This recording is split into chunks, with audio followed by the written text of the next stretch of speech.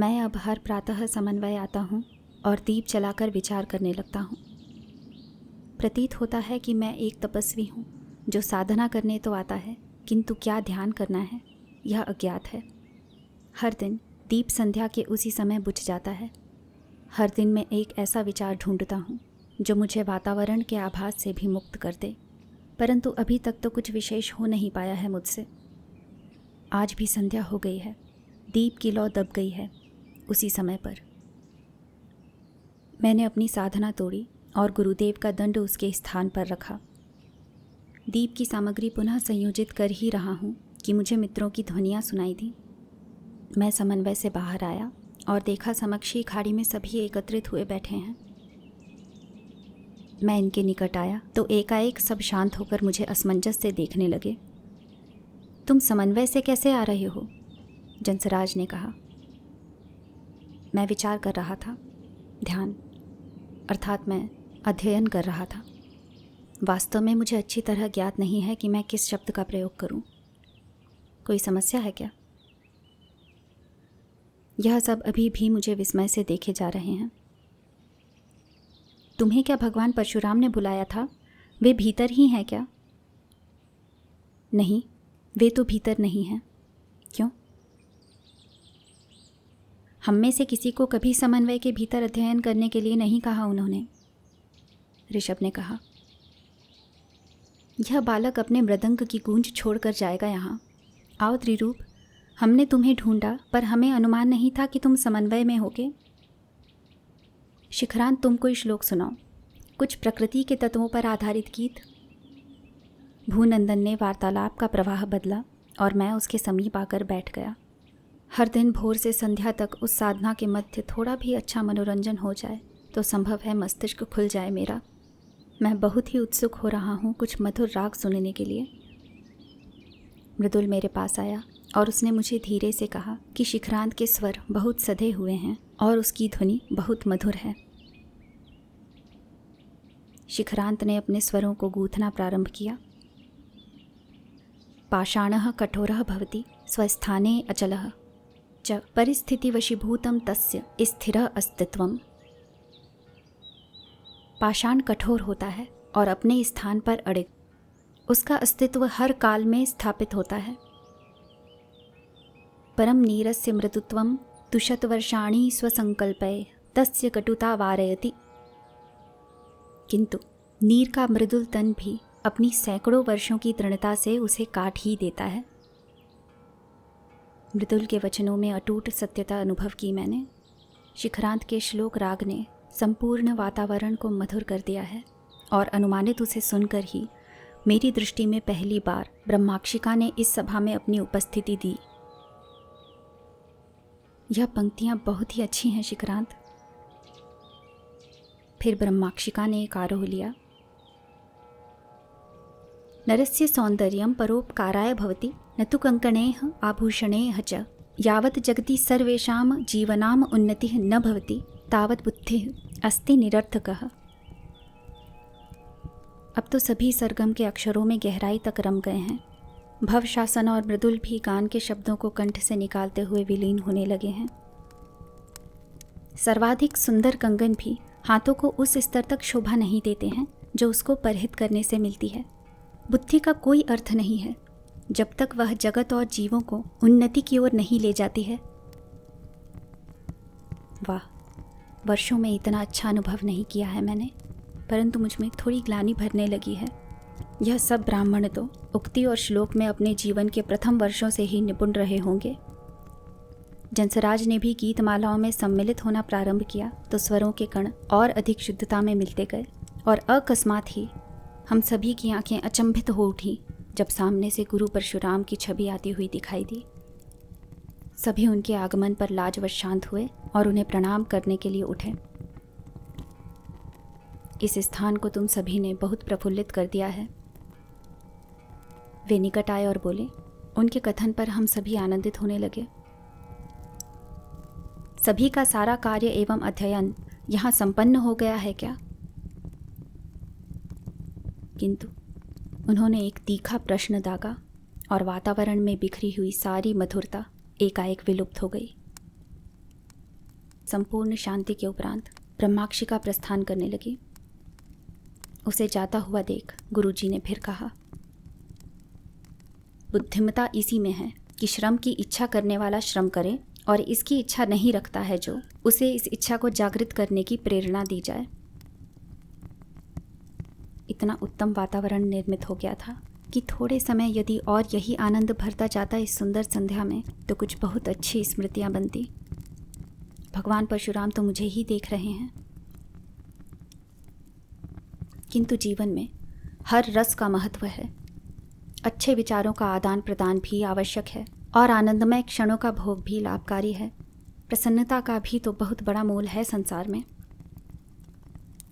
सब जाते हुए एकाएक रुक गए। मेरी तो इस समय यही इच्छा है कि मैं कुछ और गान सुनूं। त्रिरूप, तुम रागिनी में बंधा कोई श्लोक सुनाओ।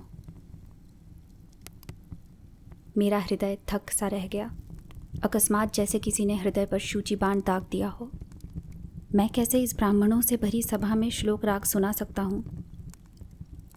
सभी फिर प्रसन्नता से भर गए और इसी प्रसन्नता से भरी दृष्टि से मुझे निहारते हुए अपना अपना स्थान फिर ग्रहण करने लगे। कोई मित्र होता तो समझा लेता, किंतु स्वयं भगवान ने ही मंशा रख दी। सब मेरे राग कथन के प्रारंभ होने की प्रतीक्षा कर रहे हैं और भगवान परशुराम ने अपनी दृष्टि एक भी बार मुझसे नहीं हटाई है। मेरी उद्विग्नता की सीमा अत्यधिक बढ़ गई। क्या कहूँ मैं सबसे? मैं गीतकार नहीं हूँ। आरोह करो त्रिरूप, तुम्हें इतनी लाज क्यों आ रही है? ब्रह्माक्षिका ने फिर आकर बैठते हुए कहा, आज इतने समय में यह प्रथम अवसर है कि मैं स्वयं पर इतना लज्जित हो रहा हूँ। मैं अपने सभी मित्रों का विश्वासघात कर रहा हूँ और अपने पूज्य का भी। मैं अब कभी भी कोई असत्य अपने मुख से नहीं निकालूंगा। क्या इसी समय मुझे सबके समक्ष सत्य रख देना चाहिए? त्रिरूप, इतने अधिक विचार का कोई अर्थ नहीं है। तुमसे केवल श्लोक सुनने की आकांक्षा है सबको, केवल इतना ही। मुझे फिर कहा गया, मालकौश का समय प्रारंभ हो गया है। मैंने अपने हृदय कंपन को शांत किया और इस सुगम स्वर्णिम आवरण से सज्जित समय में संभव है मुझे नष्ट कर दिया जाए।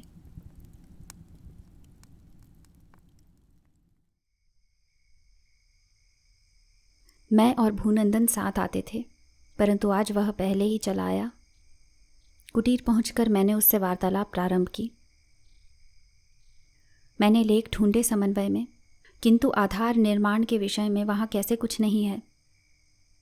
आधार जिसमें अस्त्रों के आधार की जानकारी है, वे मेरे पास हैं। तो तुम ही समझा दो मुझे। तुम्हें जानकारी नहीं है?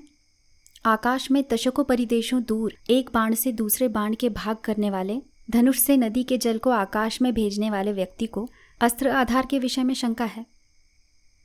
वह अपने व्यवहार स्वरूप मुझे शब्द चुभा चुभा कर कह रहा है। सुनो, शक्ति तुच्छ स्वरूप में कुछ नहीं कर पाती है। वह या तो किसी पात्र के भीतर होती है या एक पात्र से दूसरे पात्र में प्रवाहित होती है। जब किसी अपार शक्ति का निर्माण होता है, उसे विशाल रूप में एकत्रित किया जाता है, तो इस शक्ति को संयोजन के लिए विशेष पात्र की आवश्यकता होती है। एक ऐसा पात्र जो विशाल शक्ति को एक छोटे स्थान में बांधकर रख सके। उसमें इतनी कठोरता, इतना बल होना चाहिए कि वह हर वातावरण में उतनी प्रबल शक्ति का संग्रह स्वयं के भीतर संभाल पाए। जितनी बड़ी शक्ति उतना कठोर पात्र। इस पात्र को ही आधार कहा जाता है। अस्त्रों का पात्र एक शस्त्र के रूप में हो सकता है, किंतु यदि आधार की क्षमता से थोड़ी भी अधिक ऊर्जा उसमें भरने की चेष्टा की गई तो पात्र नष्ट हो जाता है और उसमें भरी शक्ति विध्वंसक रूप लेकर बाहर निकलती है, जो बहुत ही भयंकर अनुभव हो सकता है उसके लिए जिसने उस पात्र को थामा हुआ है और जो भी उसके आसपास है। सही आधार का चयन, उसका सही रूप में निर्माण और सही रूप से प्रयोग अत्यधिक आवश्यक है। इन शस्त्रों में गहराई तक विभिन्न प्रकार के भौतिक तथ्यों का प्रयोग होता है, परंतु वह तुम्हें किसी लेख में नहीं मिलेंगे। हम दोनों आकाश को देखते हुए शैया पर लेट गए। क्या जो भी दिव्यस्त्र सीखते हैं सभी के लिए अनिवार्य होता है आधार का निर्माण करना? मुझे यह नहीं पता। हर गुरु के ज्ञान दान की प्रक्रिया में बहुत अंतर होता है त्रिरूप। कुछ व्यक्तियों को आधार उपहार के रूप में भी मिल जाते हैं, जिनकी सहायता से अभ्यास करना बहुत सरल हो जाता है। किसको ऐसी वस्तु अभ्यास के लिए इस प्रकार मिल जाती होगी? संभव है राजवंशियों को या उच्च कुल की संतानों को। व्यक्ति तेजस्वी होना चाहिए शिक्षक की दृष्टि में। तेज परिश्रम का, जैसा मंत्रियों में राजाओं में होता है, महारथी योद्धाओं में होता है, जैसा बड़े विद्वानों और ज्ञानियों का तेज होता है। भगवान परशुराम का तेज तो संपूर्ण विश्व से परे है। त्रिरूप, जिस दिन तुमने मेरे समक्ष उस लकड़ी के तने को धनुष की तरह उठाया था, उस दिन का वह दृश्य इतना प्रभावशाली था कि मैं भूल नहीं सकता। तेज तो तुम में भी कम नहीं है। तुम कुछ बताओ अपने विषय में। कौन से कुल के हो? किस परिवार के हो? तुमने अंग के उपसेनापति को देखा है? उनका विवरण सुना है मैंने। क्या वे तेजस्वी लगते हैं? वे उपसेनापति हैं त्रिरूप। सुना है, उनको देखते ही उनके श्रम और दृढ़ता का विवरण मिल जाता है। मैं भी उन्हीं की तरह एक साधारण परिवार का ही हूँ। वे अब तो साधारण परिवार के नहीं हैं। क्या तुम अपने विषय में कुछ और नहीं बताओगे? बताऊंगा, सर्वप्रथम तुम्हें ही। तो उस समय की प्रतीक्षा करूं मैं। ठीक है, मैं सोच रहा हूं, तुमने क्या किया है? मैंने। उसकी दृष्टि मेरी ओर केंद्रित हुई। सत्य बताना त्रिरूप, तुम क्या वास्तव में हवा में इस तरह की दूरी पर तैरते बाण को लंबाई से काट सकते हो? तुम बताओ, तुम्हें क्या लगता है? उसने अपनी दृष्टि मुझ पर गड़ा दी। वह मुझे देखता रहा, ऐसे निहार रहा है जैसे वास्तव में मुझे पहचान ही लेगा। कुछ क्षणों उपरांत मैं मुस्कुरा दिया। वृक्ष के घनत्व से टूटता हुआ आ रहा अर्धचंद्रमा का प्रकाश न जाने उसके चक्षुओं में क्या भर रहा है, किंतु वह देखता रहा। नहीं, संभव नहीं है। पासबान हो तो ठीक, परंतु उस प्रकार का प्रदर्शन तो कोई भी नहीं कर सकता। उसने मुख फेरा और हंस दिया। ढोंगी, मैंने कहा। इसके उपरांत भी मुझे लगता है भगवान परशुराम कुछ विशेष प्रभावित हैं तुमसे। वे 3 बार मुझसे मेरी सफलता के विषय में पूछ चुके हैं और मैं सदा ही उन्हें विफलता का उत्तर देता हूँ। इस रात्रि के उपरांत तो मुझे आभास हो रहा है कि उनका एक बहुत विशाल और दयाहीन दंड प्रहार होने वाला है मुझ पर।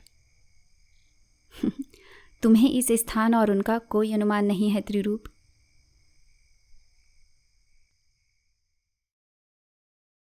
मुझे यहाँ लिखकर ज़रूर बताएं कि आपको उपन्यास कैसा लग रहा है। मैं हूँ शिवानी शर्मा। मुझे सुनने के लिए बहुत बहुत धन्यवाद।